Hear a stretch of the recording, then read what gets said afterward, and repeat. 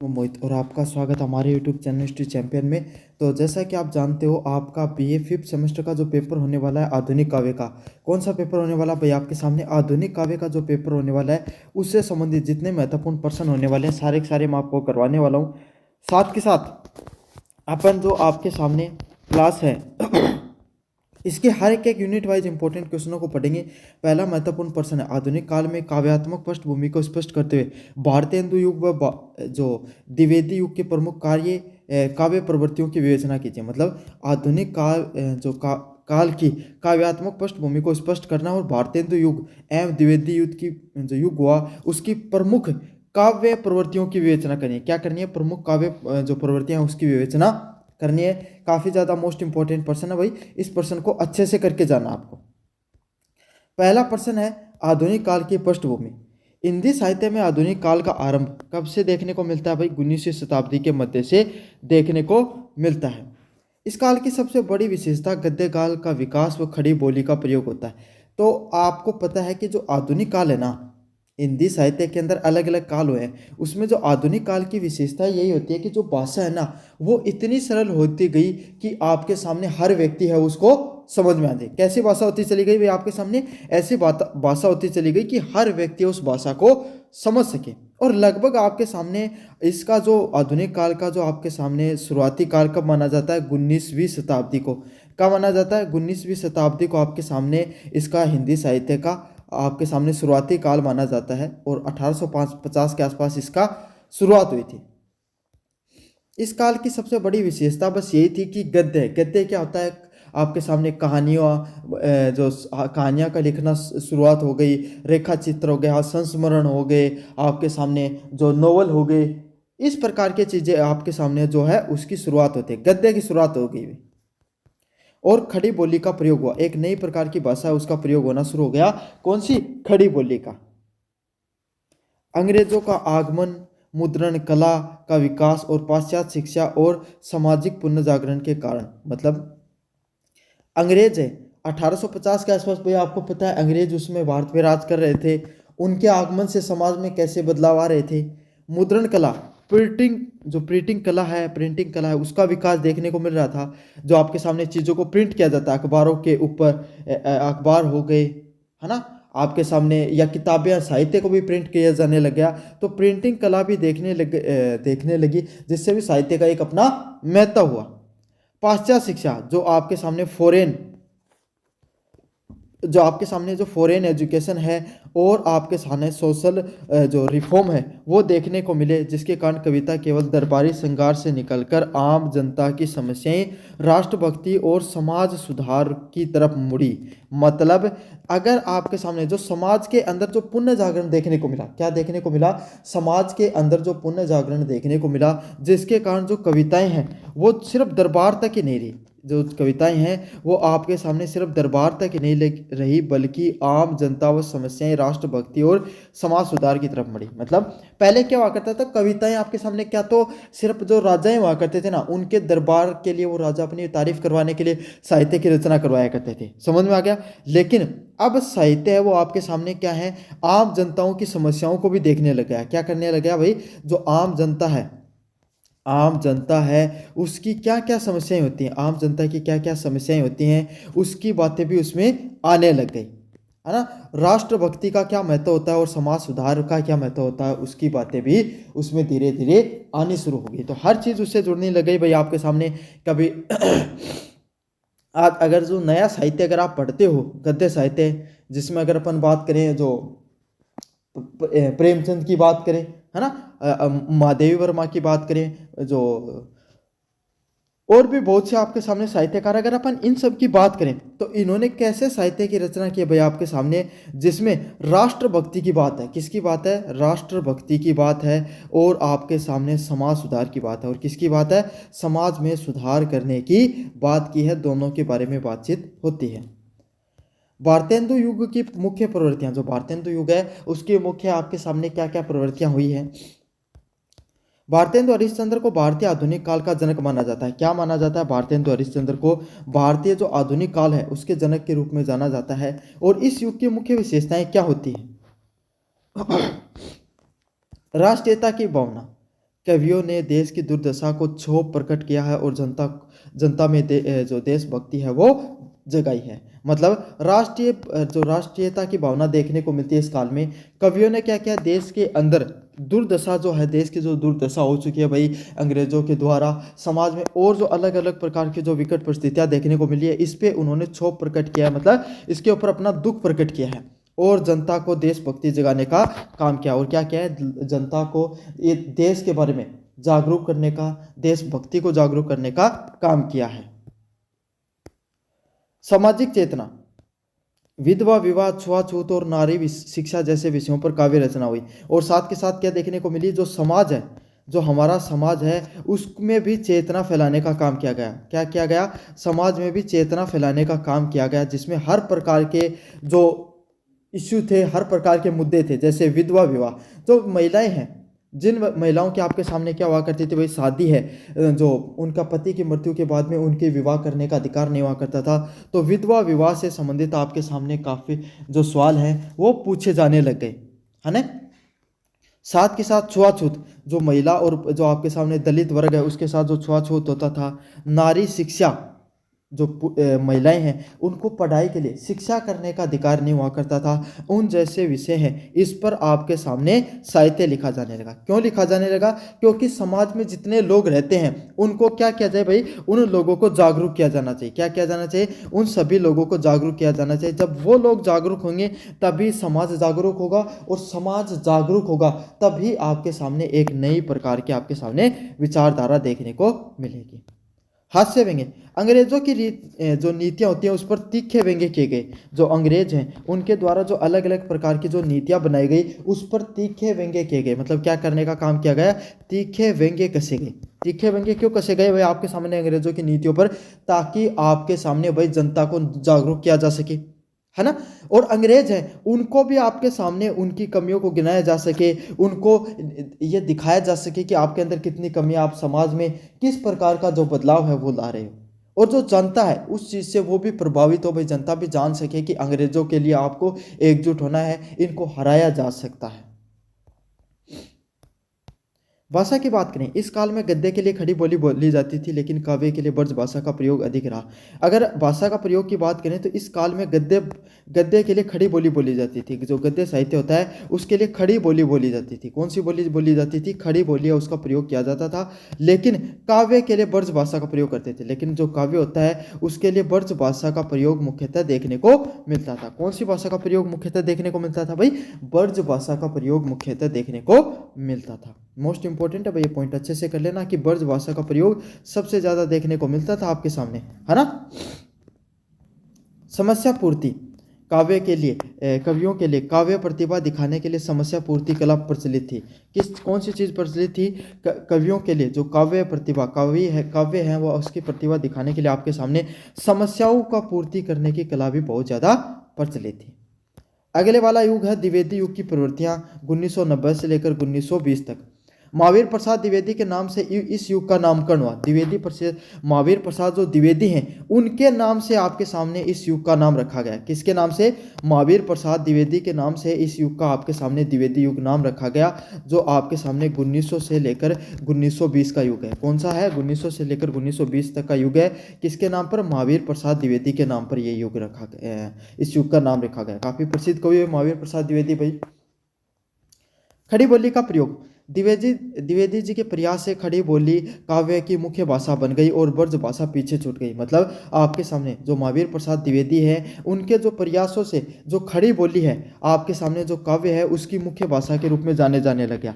क्या जाने लग गया, जो खड़ी बोली है वो आपके सामने हिंदी भाषा की आपके सबसे प्रमुख भाषाओं में से, सबसे मुख्य भाषाओं में से, कौन सी भाषाओं में से, सबसे मुख्य भाषाओं में से उसको जाना जाता था। और ब्रज भाषा है धीरे धीरे जो आम लोगों की जो भाषा हुआ करती थी वो धीरे धीरे हिंदी साहित्य के अंदर कहीं पीछे छूटने लग गई। इति वृत्तांतकर्ता, इस काल में कविताओं में उपदेशात्मक और वर्णन की प्रधानता रही। क्या वो रहा आपके सामने, इति वृत्तांत में इस काल में जो कविताएं हैं उसमें उपदेश देने का काम किया गया, और वर्णन है उसकी जो वर्णन होता है भाई उसका जो प्रधानता है उसके अंदर आपके सामने मुख्यतः देखने लग गया। नैतिकता और आदर्शवाद, श्रृंगारिकता के स्थान पे मर्यादा और चरित्र निर्माण पे बल दिया गया है। किस चीज़ पर बल दिया गया? जो श्रृंगार रस है उस पर जोर दिया जाने लगा है। किस प्रकार के साहित्य पे? जो श्रृंगार रस है उसके साहित्य पे आपके सामने सबसे ज़्यादा जोर दिया जाने लग गया, और लोगों को चरित्र निर्माण पर श्रृंगार रस है उसका तो प्रयोग किया जाने लगा। साथ के साथ समाज के अंदर जो मर्यादाएं होती हैं, मतलब हमारी जो सामाजिक परंपराएं हैं उनको भी साथ लेने लग गए, और जो कोई भी व्यक्ति होता है उसका चरित्र निर्माण पर भी जोर दिया जाने लगा है। किसके ऊपर? जो कोई भी व्यक्ति होता है उसका चरित्र निर्माण होता है ना, उस पर भी जोर दिया जाने लग गया। तो नैतिकता और आदर्शवाद है वो भी उस समय की प्रमुख विशेषताओं में से एक रहा। अगले वाले पॉइंट की बात करें, विषय विस्तार। कविता महलों से निकलकर किसान, विधवा और सामान्य जन तक पहुंची। मतलब जो कविताएं हैं जिसमें पहले आपके सामने जो महलों तक ही सीमित रहा करती थी, महलों तक सीमित रहने का अर्थ यही है कि सिर्फ जो राजपाट है, राजा है, वही अपने साहित्य का निर्माण कराया करते थे, उन्हीं की बातें देखने को मिलती थी। लेकिन अब आपके सामने किसान, विधवा और सामान्य जन, आम जनता की बातें भी अब क्या है, लोगों को बताए जाने लग गई। समझ में आ गया आपको अच्छे से? ये है आधुनिक काल की काव्यात्मक पृष्ठभूमि, जिसमें भारतेंदु युग और द्विवेदी युग को अपन विस्तार से पढ़ा। कैसा लगा वीडियो जोर से बताना, चैनल को जोर से सब्सक्राइब कर देना। धन्यवाद। मेरा नाम है मोहित और आपका स्वागत हमारे यूट्यूब चैनल हिस्ट्री चैंपियन में। तो जैसा कि आप जानते हो, आपका जो पेपर होने वाला है, छायावाद, प्रगतिवाद, प्रयोगवाद एवं नई कविता की प्रमुख विशेषताओं को संक्षिप्त में वर्णन कीजिए। क्या होता है छायावाद, क्या होता है प्रगतिवाद, क्या होता है प्रयोगवाद एवं नई कविताएं होती हैं, उसकी प्रमुख विशेषताओं के बारे में आपको बताना है और परिचय देना। मोस्ट इंपॉर्टेंट पर्सन है भाई, अच्छे से करके चले जाना। वीडियो को शुरू करें इससे पहले आप सभी के बच्चों को बता देना चाहता हूं, जो मैं पीडीएफ पढ़ा रहा हूं ये फ्री में हमारे टेलीग्राम चैनल पे उपलब्ध है। डिस्क्रिप्शन में टेलीग्राम का लिंक दे रखा है, जाओ और जाकर टेलीग्राम चैनल को ज्वाइन कर लो भाई। साथ के साथ अपन ने टारगेट ले रखा भाई, आपके सामने जो चैनल को सब्सक्राइब कर दो। 25,000 सब्सक्राइबर से मात्र अपन 2,000 सब्सक्राइबर कम है, 2 दिन में आपके सामने कवर कराने, तो करवा दो भाई, ताकि अपन 25,000 सब्सक्राइबर का टारगेट है उसको अचीव कर सके। समझ में आ गया आपको? चलिए शुरू करते हैं। और डिस्क्रिप्शन में प्ले लिस्ट का लिंक दे रखा, वहाँ पे भी अगर आप क्लिक करके अन्य वीडियो भी देख सकते हो इससे संबंधित, हिंदी साहित्य से संबंधित। साथ के साथ कोने में जो व्यू प्रोडक्ट वाला ऑप्शन है, इस पर क्लिक करके फ्लिपकार्ट में तरह से कोई प्रोडक्ट खरीदोगे, सबसे ज़्यादा डिस्काउंट आपको देखने को मिलेगा। सामान्य आधुनिक हिंदी कविताओं का विकास विभिन्न वादों और आंदोलन के माध्यम से हुआ। अगर अपन बात करें हिंदी जो कविताएं हैं, हिंदी कविताओं का उसका विकास की बात करें, तो विभिन्न अलग अलग प्रकार के जो वाद और जो आंदोलन है उसके मध्य से आपके सामने जो आधुनिक हिंदी कविताएं निकल के आती है। क्या होता है? उसके बीच से जो आधुनिक हिंदी कविताओं का विकास है वो देखने को मिलता है, जिसकी संक्षिप्त में परिचय अगर जिसको अपन विस्तार से पढ़ें तो आपके सामने हिंदी कविताओं का आपके सामने विकास कहाँ कहाँ से देखने को मिलता है। पहला आता है छायावाद। कौन से युग से? छायावाद का जो युग देखने को मिलता है 1918 से लेकर 1936 के युग में। इस युग के अंदर आपके सामने क्या देखने को मिलता है भाई? हिंदी साहित्य है उसका, आधुनिक हिंदी साहित्य का आपके सामने जो युग है वो छायावाद युग देखने को मिलता है। छायावाद युग है वो हिंदी साहित्य का, हिंदी कविताओं का स्वर्णिम युग माना जाता है। क्या माना जाता है? हिंदी साहित्य युग का स्वर्ण युग माना जाता है। स्वर्ण युग कौन सा होता है भाई आपके सामने? जिसके अंदर अलग अलग प्रकार के आपके सामने, जैसे जो प्रसाद हो गए, पंत हो गए, निराला और महादेव वर्मा जैसे 4 स्तंभ दिखाई पड़ते हैं। छायावाद युग के अंदर कौन कौन से आते हैं भाई? इसको हिंदी कविता का स्वर्णिम युग माना जाता है। कौन सा युग माना जाता है? स्वर्ण युग माना जाता है। स्वर्ण युग कौन सा होता है? सबसे बढ़िया काल होता है ना, कोई भी साहित्य का या कोई भी आपके सामने कोई भी समय होता है, उसके सबसे बेहतरीन काल को उसका उस समय का स्वर्णीय काल माना जाता है। इस काल के अंदर अलग अलग प्रकार के साहित्यकार देखने को मिले, जैसे प्रसाद हो गए, पंत हो गए, निराला हो गए और महादेव वर्मा है। ये चारों लोग आपके सामने जो छायावाद के सबसे प्रमुख कवि माने जाते हैं, और ये समय आपके सामने सबसे प्रसिद्ध समय रहा हिंदी साहित्य का। विशेषताओं की बात करें, आत्म अनुभूति, प्रकृति एवं मानवीकरण, नारी सौंदर्य और रहस्यवाद देखने को मिला। इस समय की क्या क्या विशेषता रही भाई? लोगों के अंदर आत्म अनुभूति रही, मतलब लोग हैं उनके अंदर आपके सामने जो आत्म अनुभूति की बातें हैं। प्रकृति का मानवीकरण, जो प्रकृति होती है ना उसको मानव का रूप दिया गया। जैसे काफी बार नहीं कहा जाता था ना कि वो पहाड़ जैसा व्यक्ति है ना, हिरण जैसी आंखें हैं उसकी, है ना, चंद्रमा सा रूप उसका, और शेर जैसी उसकी दहाड़, उसकी शेर जैसी बोली उसकी। तो ये जो है तो सारी की सारी प्राकृतिक चीजें, लेकिन उनको मानव जैसा आपके सामने रूपांतरित करने का प्रयास किया गया। नारी सौंदर्य, जो महिला होती है उसका जो सौंदर्य किस प्रकार का उसका सौंदर्य होता है, नारी सौंदर्य को इसमें बहुत ही खूबसूरती के साथ दिखाया गया है। क्या दिखाया गया है? जो नारी सौंदर्य होता है उसको बहुत ही खूबसूरती के साथ दिखाने का प्रयास किया गया है कि महिलाएं हैं उसका रूप रंग आकार को बहुत ही खूबसूरती के साथ दिखाने का इसके अंदर प्रयास किया गया। और रहस्यवाद भी दिखाई देता है। और कौन सा साहित्य आपके सामने? रहस्यवाद का साहित्य भी दिखाई पड़ता है। इसमें स्थूल के प्रति सूक्ष्म का विद्रोह दिखाई पड़ता है। इसमें क्या होता है आपके सामने? जो बड़े लोग हैं, जैसे आपके सामने जो इस साहित्यकार के अंदर क्या देखने को मिलता है, जैसे अंग्रेजों के खिलाफ आपके सामने जो आम जनता है उसका क्या होता है? विद्रोह भी दिखाई पड़ता है। तो स्थूल के विरुद्ध सूक्ष्म का क्या है? विरोध भी दिखाई पड़ता है। किसके अंदर? छायावाद के अंदर। कौन से युग के अंदर? छायावाद का जो युग है उसके अंदर ये भी दिखाई देता है। अगले वाला है प्रगतिवाद। प्रगतिवाद क्या होता है? ये विचारधारा मार्क्सवाद से प्रभावित थी। कौन सी विचारधारा भाई? प्रगतिवाद की जो विचारधारा है आपके सामने ये मार्क्सवादी विचारधारा से प्रभावित दिखाई पड़ती है। विशेषताओं की बात करें, शासकों अमीरों के प्रति घृणा और शोषित मजदूर किसानों के प्रति सहानुभूति से इसका यथार्थ चित्रण देखने को मिलता है। क्या देखने को मिलता है? जितने जो शासक होते हैं ना आपके सामने, उन सभी शासकों जो अमीर लोगों के प्रति लोगों की घृणा देखने को मिलती है। क्या देखने को मिलती है? जितने भी जो अमीर लोग हैं, अमीर लोगों के प्रति जनता की जो घृणा है, लोग जो नफरत करते थे वो देखने को मिलती है। शोषित और मजदूर वर्ग के प्रति सहानुभूति देखने को मिलती है। इसमें क्या होता था भाई आपके सामने? जो गरीब दबा कुचला जो आपके सामने समाज हुआ करता था उसकी बातें जो सबके सामने आने लगे। जैसे इस युग के अंदर आपके सामने जैसे भाई प्रेमचंद हो गए, अन्य हिंदी साहित्य के जो साहित्यकार हैं उनके द्वारा साहित्य लिखा गया। उन्होंने क्या किया? जो किसान वर्ग, मजदूर वर्ग और जो दबा कुचला वर्ग है उसके प्रति क्या है? सहानुभूति, उनकी जो विचारधाराएं, उनकी बातें वो सबके सामने रखना उन्होंने शुरू किया। और जो अमीर और जो शासन करने वाले लोग हैं ना, जिन्होंने लोगों को गरीब बना रखा है, जिनको लोगों को इतनी प्रॉब्लम समस्याओं में डाल रखा है, उनके प्रति क्या है? आपके सामने घृणा देखने को मिली। इसमें यथार्थवादी चित्रण, सामाजिक समानता पर बल दिया गया। और क्या हुआ? समाज की वास्तविकता का चित्रण किया गया। और क्या किया गया? जो समाज है उसका यथार्थवादी, उसका कैसे चित्रण देखने को मिला? समाज का जो वास्तविकता का चित्रण देखने को मिलता है। क्या होता है? समाज का जो वास्तविकता है उसका चित्रण देखने को मिलता है। और समाज की समानता पर बल दिया जाने लगा। क्या होने लगा?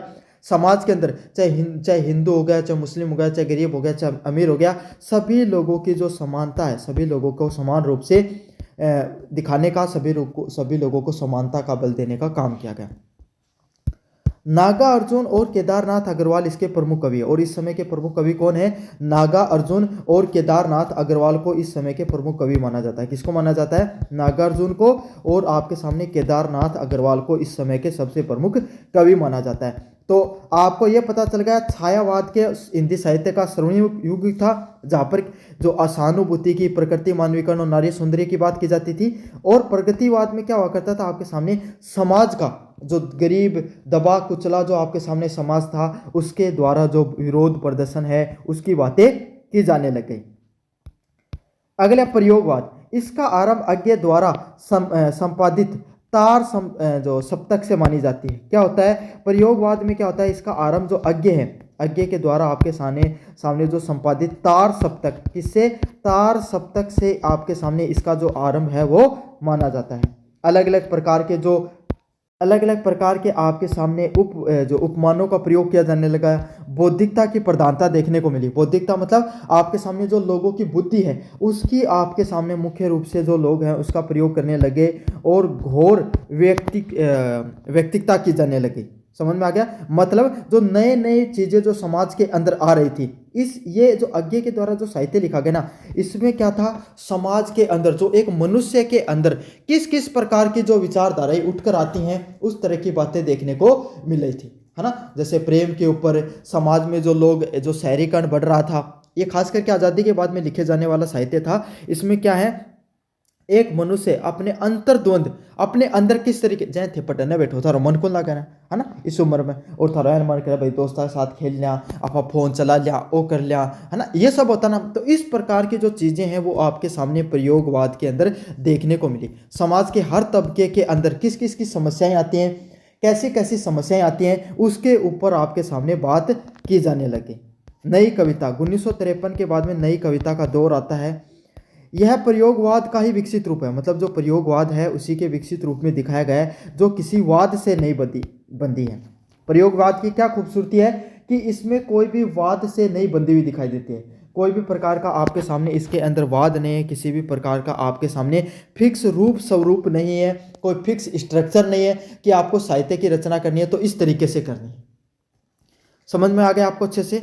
विशेषताओं की बात करें, क्षणवाद वर्तमान पल का महत्व, आधुनिक बोध, लघु मानव जीवन की प्रतिष्ठा और जीवन के प्रति पूर्ण स्वीकृति देखने को मिलती है। क्षणवाद में क्या होता है आपके सामने, आधुनिक बोध, जो आज के समय का जो समाज है उसका जो बोध देखने को मिलता है, आज के समय का जो लोगों की किस तरीके विचारधारा है। इंसान अपनी प्रतिष्ठा के लिए इंसान अपनी प्रतिष्ठा, मान सम्मान, समाज के लिए क्या क्या चीज़ें कर सकता है उसके बारे में बताया गया है। और जीवन के प्रति पूर्ण स्वीकृति, जो मनुष्य का जो जीवन है, छोटा सा जीवन है, उसको आपके सामने उसके महत्व को बताया गया कि क्यों जिंदगी में तो आपका समय हर समय लड़ता रहो, कोई अनजाने को नहीं, छोटो सा जीवन है, आज न तो काल सबने जानो, ऐ की बात तय करती। यह कविता आधुनिक मनुष्य के द्वंद्व संघर्ष के चरित्र को दिखाने का काम करता है। क्या करता है, आज के समय में, मतलब उस समय में समाज के अंदर जो लोगों के अंदर किस तरीके से, भाई समाज में लोगों में किस तरीके से जो आपस में द्वंद्व चल रहे होते थे, लोग आपस में किस तरीके से मुश्किलों का सामना करते थे, उन सब चीज़ों को दिखाने का प्रयास किया गया है। हिंदी कविता का सफर कहाँ से शुरू होता है, ब्रज भाषा से शुरू होता है। मतलब हिंदी कविता का जो सफर है वो ब्रज भाषा से शुरू होकर पारंपरिक ढांचा से शुरू होकर आधुनिक खड़ी बोली के विविध रूपों तक, प्रयोगों तक पहुंचता है। मतलब हिंदी भाषा का जो प्रयोग की बात करें तो ब्रज भाषा से इसकी शुरुआत होती है, फिर आधुनिक खड़ी बोली में पहुंचता है और आज के समाज का जो अलग अलग से रूप से जो स्वरूप बदल रहा है उसमें उसको प्रतिबिंब करके दिखाया गया है। तो बच्चों ये था छायावाद, प्रगतिवाद, प्रयोगवाद, इसका सारा सब कुछ के बारे में मैंने आपको विस्तार से बता दिया है। कैसा लगा वीडियो जोर से बताना, चैनल को जोर से सब्सक्राइब करके चले जाना। धन्यवाद। हेलो बच्चों, मेरा नाम है मोहित और आपका स्वागत हमारे यूट्यूब चैनल हिस्ट्री चैंपियन में। तो जैसा कि आप जानते हो आपका जो पेपर होने वाला है हिंदी साहित्य का, उससे संबंधित यूनिट फर्स्ट के दोनों इंपॉर्टेंट क्वेश्चनों को पढ़ लिया है। अब अपन पढ़ने वाले हैं यूनिट नंबर सेकंड की तरफ। कौन सी नंबर यूनिट की तरफ, यूनिट नंबर सेकंड की तरफ पढ़ने वाले हैं। इसमें जो आपका अगला महत्वपूर्ण प्रश्न है, प्रिय प्रवास के प्रथम सरंग के आधार पे अयोध्या सिंह उपाध्याय हरिओद काव्य की प्रमुख विशेषताओं को स्पष्ट कीजिए। क्या करना है, प्रिय प्रवास के प्रथम सरंग के आधार पे अयोध्या सिंह जो उपाध्याय है उसमें हरिओद जो काव्य होती है उसकी प्रमुख विशेषताओं के बारे में आपको स्पष्ट करना है। तो प्रिय प्रवास का जो प्रथम सरंग है उसके आधार पे आपको क्या करना है, अयोध्या सिंह उपाध्याय हैं उसके हरिओद काव्य की जो प्रमुख विशेषताएं हैं उसके बारे में बताना है। काफ़ी ज़्यादा मोस्ट इंपॉर्टेंट प्रश्न है। अच्छे से इन सभी प्रश्नों को आपको क्या करके जाना है भाई, पढ़ के जाना है। समझ में आ गया। साथ के साथ चैनल को सब्सक्राइब कर दो। अपन 25,000 सब्सक्राइबर के बहुत ज़्यादा करीब पहुंच चुके हैं, मात्र 2,000 सब्सक्राइबर बचे हैं और 31 तारीख से पहले अपने को ये टारगेट है उसको अचीव करना है। अयोध्या सिंह उपाध्याय हैं वो हरिओद द्वारा रचित प्रिय प्रवास 1914 को खड़ी बोली हिंदी का प्रथम महाकाव्य माना जाता है। हिंदी साहित्य का आपके सामने जो खड़ी बोली है उसके प्रथम महाकाव्य, मतलब जो हिंदी काव्य है उसके जितने भी महाकाव्य उसके सबसे प्रथम महाकाव्य के रूप में प्रिय प्रवास को भाई आपके सामने जाना जाता है। इसके सरंग के आधार पे काव्य की प्रमुख विशेषताएं, मतलब अगर जब अपन इस महाकाव्य को जब विस्तार से पढ़ते हैं तो इसके अंदर कुछ प्रमुख विशेषताएं हैं वो उभरती हैं। कौन कौन सी प्रमुख विशेषताएं भाई जिनके बारे में अपन को विस्तार से पढ़ के जाना है। कौन कौन सी विशेषताएं हैं, पहले है प्रकृति चित्रण और मानवीकरण। क्या होता है, जो प्रकृति का जो चित्रण देखने को मिलता है और जो मानवीकरण है, जो मतलब मानवीकरण का अर्थ होता है कोई भी चीज को मनुष्य के रूप में उपमा देना। प्राकृतिक चीजें होती है ना, प्राकृतिक चीजें, उन सब चीजों को आपके सामने मनुष्य के रूप में जो चित्रित किया जाता है उसको मानवीकरण के नाम से जाना जाता है। तो प्रकृति का चित्रण देखने को मिला और मानवीकरण देखने को मिला। प्रिय प्रवास के प्रथम सरंग का आरंभ डलती हुई संध्या के अत्यंत मनोहरकारी विस्तृत वर्णन से होता है। जो प्रिय प्रवास है उसका जो प्रथम सरंग है, उसकी जो प्रथम आपके सामने जो लाइनें हैं उसकी शुरुआत आपको किससे होती है, जो डलती हुई जो संध्या, मतलब जो रात्रि काल है वो आपके सामने डलती हुई रात्रि काल की जो अत्यंत मनोहारी और विस्तृत वर्णन से होता है कि कैसे आपके सामने जो रात्रि काल है वो आपके सामने डलती हुई नजर आ रही है। उसके बारे में विस्तार से बताया जाता है। साथ के साथ हरिओध जी ने प्रकृति को केवल एक पृष्ठभूमि के रूप में नहीं बल्कि मानवीय संवेदनाओं से भी युक्त दिखाया है। हरिओध जी ने क्या किया है, प्रकृति को आपके सामने, प्रकृति को सिर्फ केवल एक पृष्ठभूमि में, प्रकृति को ही सिर्फ बताने का काम नहीं किया है, बल्कि प्रकृति को मानवीय संवेदनाओं, जो मनुष्य के अंदर अलग अलग प्रकार की जो भावनाएं होती हैं, वही भावनाएं प्राकृतिक रूप से भी देखने को मिलती हैं, उसके रूप में भी बताया है। मतलब प्रकृति को सिर्फ आपके सामने एक रूप चित्रण के रूप में नहीं दिखाया गया, बल्कि उसके अंदर जो अलग अलग प्रकार की जो भावनात्मक चीजें देखने को मिलती हैं, उसके बारे में भी दिखाया गया है। संध्या काल के समय गोकुल का वातावरण से फैली उदासी कृष्ण के अत्यंत आसन्न वियोग की ओर संकेत देते हैं। क्या दिखाया गया है, जो संध्या काल है उसके समय जो गोकुल है, मथुरा की जो जगह है, जो ब्रज की जो जगह है, वहाँ पर जो उदासी फैली जाती है, वो कृष्ण के जो आसन वियोग है, जो श्री कृष्ण है, भगवान श्री कृष्ण है, वो अपना जो भाई ब्रज को छोड़कर जब मथुरा चले गए, तो उस समय आपके सामने जो ब्रज जगह है ना, वहाँ पर किस तरीके से आपके सामने जो गोकुल हैं, जो ग्वाले हैं, उनके अंदर क्या हो गई, उदासी फैली गई है। तो इस तरीके से उनके मानवीकरण रूप के अंदर उसको दिखाया गया है। अगले वाला पॉइंट है संस्कृति निष्ठ व परिमार्जित खड़ी बोली। तो खड़ी बोली का आपके सामने प्रयोग किस तरीके से देखने को मिलता है, उसके बारे में अपन विस्तार से पढ़ेंगे। हरिओध जी ने महाकाव्य में खड़ी बोली का संस्कृत के तत्सम शब्दों का प्रयोग करने का प्रयोग किया है। क्या किया गया भाई, इनके द्वारा, हरिओध जी हैं, इनके द्वारा क्या किया गया, महाकाव्य में खड़ी बोली में संस्कृत शब्दों का प्रयोग किया है। क्या क्या है, जो खड़ी बोली में संस्कृत जो शब्द होते हैं, उनका प्रयोग करने का काम किया गया है उनके द्वारा। साथ के साथ उनके काव्य में संस्कृत के वर्ण वृत्तांतों का भी प्रयोग किया गया है, और जो संस्कृत के आपके सामने जो वर्ण वृत्तांत होते हैं, उनका भी आपके सामने इनमें प्रयोग देखने को मिलता है। जैसे मर्दाक्रांता, दूत विलंबित और सिख श्रेणी जैसे कौन कौन से शब्दों का प्रयोग किया गया भाई आपके सामने, दुत विलंबित, सिख ऋणी का सफल प्रयोग किया गया। प्रथम सरंग की जो भाषा है वो अत्यंत गंभीर और संगीतात्मक देखने को मिलती है। जो प्रथम सरंग का प्रयोग किया गया है, उसकी प्रथम सरंग का अर्थ होता है जो प्रथम जो लाइनों का प्रयोग किया गया है आपके सामने, उनका प्रयोग आपके सामने कैसा लगता है कि बहुत ही गंभीर भाषा का प्रयोग किया गया है, और आपके सामने थोड़ा थोड़ा संगीतमय भी उसके अंदर दिखाई देता है। वियोग, श्रृंगार और करुणा। यद्यपि प्रिय प्रवास एक विरह काव्य है, मतलब आपके सामने जो भगवान श्री कृष्ण है, वो अपना जो देश आपके सामने छोड़कर दूसरी जगह चले जाते हैं, तो उसके अंदर जो लोगों की क्या भावना है, जो बिछड़ने की जो श्री कृष्ण से भावना है, उसके ऊपर विरह के ऊपर काव्य लिखा गया है। क्या लिखा गया है, उसके विरह के ऊपर आपके सामने काव्य लिखा गया है। लेकिन प्रथम सरंग जो होता है, जो प्रथम सरंग होता है, उसके विरह की पूर्ण पीठिका तैयार की गई है, और जब प्रथम सरंग होता है उसकी पूर्ण पीठिका उसको तैयार करने का काम किया गया है। कृष्ण के मथुरा गमन की सूचना से पूरे ब्रज है उसके अंदर आशंका और शोक का वातावरण दिखाई पड़ता है। क्या होता है, आपके सामने पूरा का पूरा वातावरण है आपके सामने, जब भगवान श्री कृष्ण ब्रज को छोड़कर आपके सामने जब कहाँ चले गए, मथुरा चले गए, तो पूरा का पूरा ब्रज है वो आपके सामने कैसे हो गया, शोक के वातावरण में डूब चुका है ना। बुरा लग रहा है भाई सभी को, सब भगवान श्री कृष्ण से इतना लगाव करते थे, उनके आपके सामने मथुरा चले जाने से सभी के सभी लोगों के अंदर जो एक उदासी देखने को मिल रही है, क्या हो रही है, उदासी देखने को मिल रही है। और उसी उदासी को जो मैंने ऊपर वाली लाइनों में बताया गया था, पहले लाइनों में, कि उसको संध्या के रूप में दिखाया गया है। किस रूप में दिखाया गया है, संध्या को। डलती हुई संध्या क्या होती है आपके सामने, उसकी उदासी के रूप में उसको दिखाने का काम किया गया है।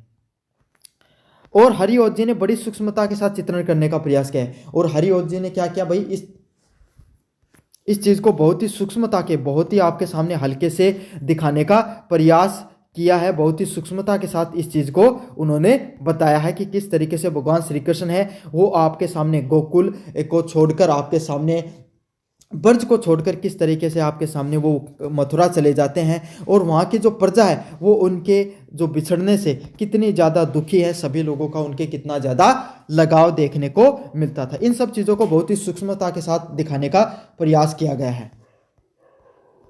कृष्ण का नया स्वरूप, लोकनायक। हरिओध जी ने कृष्ण को एक अलौकिक ईश्वर के बजाय एक आदर्श मानव के रूप में, लोक सेवक के रूप में प्रस्तुत किया है। हरिओत जी ने क्या किया भाई आपके सामने, हरिओत जी ने भगवान श्री कृष्ण का एक अलौकिक ईश्वर की बजाय एक आदर्श मानव रूप और लोक सेवा के रूप में प्रस्तुत करने का काम किया है। क्या क्या है, हरिओत जी ने भगवान श्री कृष्ण को एक आपके सामने अलौकिक ईश्वर के रूप में नहीं दिखाया है, भगवान के रूप में नहीं दिखाया गया, बल्कि उन्हें आपके सामने एक आपके सामने जो मानव के रूप में दिखाने का काम किया है। वे एक ऐसे नायक हैं जिनका व्यक्तित्व समाज कल्याण के लिए समर्पित है। मतलब उन्होंने उनको ईश्वर के रूप में नहीं दिखाया, बल्कि एक ऐसे रूप में दिखाया गया है कि वो आपके सामने किसके रूप में है, समाज के जो सभी लोग हैं उन सभी लोगों को आपके सामने जनता की सेवा करने के रूप में उनको दिखाया गया है। प्रथम सरंग में उनके ब्रजवासियों के लिए प्रति अगाध प्रेम देखने को मिलता है। क्या देखने को मिलता है भाई, जो ब्रजवासी हैं उनका जो अगाध प्रेम देखने को मिलता है प्रथम सरंग के अंदर, कि सारी की सारी जो जनता है, ब्रजवास के जो हर एक व्यक्ति है वो आपके सामने भगवान श्री कृष्ण के प्रति कैसा है, प्रेम में, उनकी जो भक्ति है उनके प्रति समर्पित है। सारे के सारे लोग उनसे जुड़ाव महसूस करते हैं। यही उनकी लोक रंजक स्वरूप के भी कारण है, और यही चीज़ उनका क्या, लोक रंजक का जो स्वरूप है उसके पीछे भी कारण दिखाई पड़ता है। तो यही था बच्चों आपका प्रिय प्रवास के प्रथम सरंग के आधार पर अयोध्या सिंह उपाध्याय का हरिओद काव्य की प्रमुख विशेषताएं हैं, उसके बारे में मैंने विस्तार से बताया है। कैसा लगा वीडियो जरूर से बताना, चैनल को जरूर से सब्सक्राइब कर देना। धन्यवाद। बच्चों मेरा नाम है मोहित और आपका स्वागत हमारे YouTube चैनल हिस्ट्री चैंपियन में। तो जैसा कि आप जानते हो आपका जो पेपर होने वाला है हिंदी साहित्य का, कौन सा पेपर होने वाला है, हिंदी साहित्य का आपके सामने आधुनिक काव्य का जो पेपर होने वाला है, उससे संबंधित जितने महत्वपूर्ण प्रश्न है सारे के सारे आपको करवाने वाला हूँ। उससे संबंधित अगले महत्वपूर्ण प्रश्न है मैथिली शरण गुप्त की मातृभूमि और रामधारी सिंह दिनकर की अनल किरीट कविताओं के भाव एवं उद्देश्य के बारे में बताइए। तो मैथिली शरण गुप्त हैं, उनके द्वारा जो मातृभूमि कविता लिखी गई और रामधारी सिंह दिनकर के द्वारा जो अनिल किरीट कविता लिखी गई उसका क्या भाव था, क्या उद्देश्य था, उसके बारे में आपको विस्तार से बताना है। समझ में आ गया। तो मैथिली शरण गुप्त की जो मातृभूमि कविता के बारे में बताना है, रामधारी सिंह दिनकर के द्वारा जो अनिल किरीट जो कविता लिखी गई उसके भाव और उद्देश्य के बारे में विस्तार से आपको बताना है। लेकिन इस प्रश्न को आगे बढ़ें इससे पहले भाई चैनल को सब्सक्राइब कर देना। आपके सामने अपन ने टारगेट ले रखा है, जो सब्सक्राइबर है 31 तारीख से पहले आपको जो सब्सक्राइबरों का जो टारगेट है उसको अचीव करना है। कितना, 25,000 सब्सक्राइबरों को। अगर इससे ज़्यादा हो गए तो उससे अगले वाले टारगेट को अपन अचीव करने का प्रयास करेंगे। साथ के साथ अगर व्यू प्रोडक्ट को वाले ऑप्शन पे क्लिक करके अगर फ्लिपकार्ट मित्रा से कोई प्रोडक्ट खरीदोगे सबसे ज़्यादा आपको डिस्काउंट देखने को मिलेगा। और डिस्क्रिप्शन में मैंने जो टेलीग्राम का लिंक दे रखा है, किसका लिंक दे रखा है, टेलीग्राम का लिंक दे रखा है, वहाँ पे अगर आप क्लिक करोगे तो ये PDF आपको फ्री में पढ़ने को मिल जाएगी। जाओ और जाकर पढ़ लो भाई। चलिए शुरू करते हैं। मैथिली शरण गुप्त और रामधारी सिंह दिनकर दोनों ही राष्ट्रीय चेतना के प्रमुख कवि माने जाते हैं। कौन, मैथिली शरण गुप्त और रामधारी सिंह दिनकर, दोनों कौन आपके सामने जो राष्ट्रीय चेतना है, राष्ट्रीय चेतना की जो भावना है उसके सबसे प्रमुख कवियों में से एक हैं। कौन, मैथिली शरण गुप्त और रामधारी सिंह दिनकर। लेकिन उनकी रचनाओं का स्वर और उद्देश्य भिन्न भिन्न होता है। लेकिन उनके द्वारा जो अलग अलग प्रकार की जो रचनाएं लिखी गई हैं और उनका जो उद्देश्य है वो आपके सामने भिन्न देखने को मिलता है, अलग अलग देखने को मिलता है। मतलब मैथिली शरण गुप्त हैं और रामधारी सिंह दिनकर दोनों ही राष्ट्रीय चेतनाओं के प्रमुख कवि माने जाते हैं, और उनकी जो रचनाएं होती हैं उनका जो स्वर है और उद्देश्य है वो कैसे दिखाई पड़ता है भाई, अलग अलग दिखाया जाता है। मतलब उनके द्वारा जो लिखी गई रचनाएं हैं दोनों की अलग अलग है। मैथिली शरण गुप्त के द्वारा कौन सी कविता लिखी गई भाई, मातृभूमि। कौन सी कविता लिखी गई भाई आपके सामने, मातृभूमि जो कविता है वो लिखी गई है। भाव, इस कविता में मातृभूमि के प्रति अगाध भक्ति, वंदना और कृतज्ञता की भावना दिखाई पड़ती है। मैथिली शरण गुप्त के द्वारा जो मातृभूमि लिखी गई इसमें क्या दिखाई पड़ता है भाई आपके सामने, अगाध भक्ति, जो ईश्वर होता है या आपके सामने जो मातृभूमि है, मतलब आपके सामने जो अपनी देशभक्ति के प्रति उन्होंने पूरी की पूरी भावना दिखाने का प्रयास किया है। सारी की सारी उन्होंने जो भक्ति है वो आपके सामने किसके लिए दिखाई है भाई, अपनी जो मातृभूमि होती है, अपनी जो भूमि है, अपनी जो जमीन है उसके लिए उन्होंने सारी की सारी जो भक्ति है उसको दिखाने का काम किया है। कृतज्ञता का भाव दिखाया है, किसका भाव दिखाया है, कृतज्ञता का भाव दिखाने का प्रयास किया है। गुप्त जी ने भारत की धरती को साक्षात ईश्वर का सगुण रूप माना है। मतलब जो गुप्त हैं, मैथिली शरण गुप्त है, उन्होंने क्या कहा है, जो पृथ्वी है उसको साक्षात ईश्वर का रूप माना है। किसका रूप माना भाई? जैसे ईश्वर होता है उसके रूप में इन्होंने किसको? मातृभूमि को मानने का काम किया है। क्या काम किया है? जो मातृभूमि होती है वो एक प्रकार से ईश्वर के रूप में होती है। किसके रूप में होती है भाई?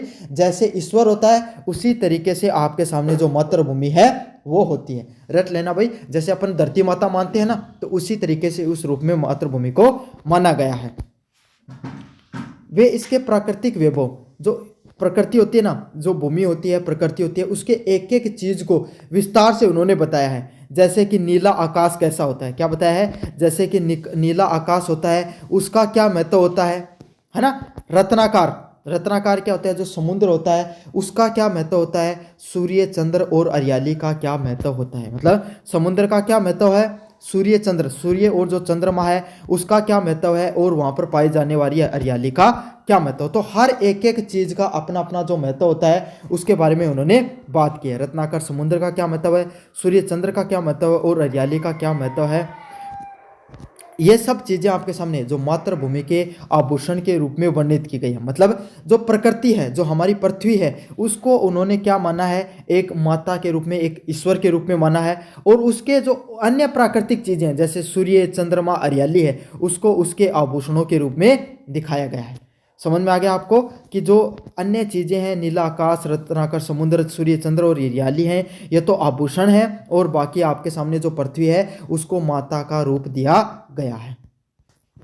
उद्देश्य की बात करें, इस कविता का मुख्य उद्देश्य भारतीय नागरिकों को अपनी जन्मभूमि के प्रति गर्व भावना जगाना है। मतलब ये जो कविताएं लिखी जा रही हैं, जो आपके सामने अनेकों अनेक कविताएं लिखी गई, इसमें जो भारतीय नागरिक हैं, जितने भी जो भारतीय लोग हैं, उनको अपने जन्मभूमि, उनकी जो जन्मभूमि है उनके प्रति उनके अंदर गर्व की भावना, प्रेम भावना जगाने के लिए ये सब चीज़ों को बताया गया है। कवि चाहते हैं कि हम पृथ्वी के उपकारों को याद करते हैं। कवि क्या चाहते हैं? आपके सामने जो पृथ्वी के द्वारा या धरती के द्वारा जो हम पर उपकार किए गए हैं, उसके द्वारा जो भोजन देने का काम किया जाता है, पृथ्वी हमें हर रूप स्वरूप में स्वीकारती है, उसके उपकारों को याद रखें और इसके कर्तव्यों का पालन करें। और पृथ्वी के जो अपने कर्तव्य होते हैं, पृथ्वी के जो कर्तव्य हैं उनका भी हम पालन करें। यह कविता शांतिपूर्ण और भावनात्मक राष्ट्रवाद का प्रतीक देती है। यह कविता किस चीज़ का प्रतीक है? कि शांतिपूर्ण तरीके से आपके सामने जो राष्ट्रवाद होता है उसका बताने का काम किया है। क्या काम किया है? कविता शांतिपूर्ण तरीके से जो राष्ट्रवाद की भावना है उसको बताने का संदेश है वो देती है। समझ में आ गया आपको अच्छे से? अगले वाला है रामधारी सिंह दिनकर का अनिल किरीट। भाव की बात है, अनिल किरीट अग्नि का मुकुट, ओज और पोषण की कविता है। आपके सामने क्या देखने को मिलता है? अग्नि किरीट है वो ओज और पोषण की कविता है, जहाँ गुप्त जी का स्वर कोमल है।